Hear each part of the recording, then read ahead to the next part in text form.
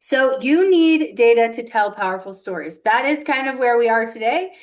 Today, we are at a place where if you want to win the grants, even if you want to win the hearts and minds of individual donors, if you want to continue those contracts with local, state, and federal officials, you need data to tell a powerful story. So what does that mean? You need to be able to prove your outcomes and impact data and show that you're aligned with the funder's mission and that you're going to offer the greatest return on investment for your support. So this is the ultimate goal that nonprofits need to create cultures and get to a place where they can do this.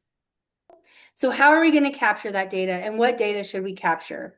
So it is important that we have three types of data. The first is we need to collect data on who we're serving. So understanding a little bit about who we're serving, where they're coming from.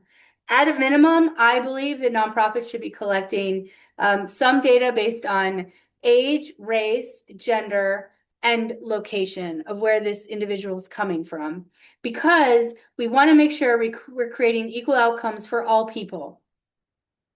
And unless we can identify or look at our outcomes based on those different demographic characteristics, we could very much be leaving community members out of our success. And so I think it's really important that we know and we can be sure that we are not leaving different people out and we are creating equal outcomes for all people. The other thing we need to be collecting is what do we do with them?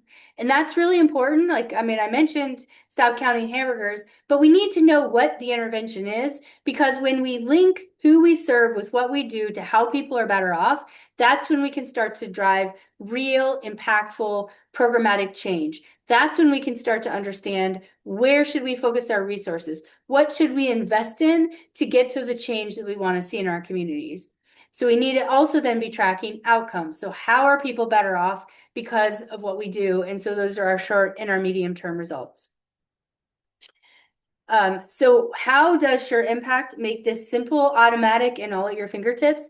Well, like I mentioned, why did we do what we do? Why did we decide to launch Sure Impact into the world? Because we noticed that the other platforms out there weren't thinking about how nonprofits need to collect the data and analyze the data to have their insights and understand the relationship between who you serve, what you do, and how people are better off.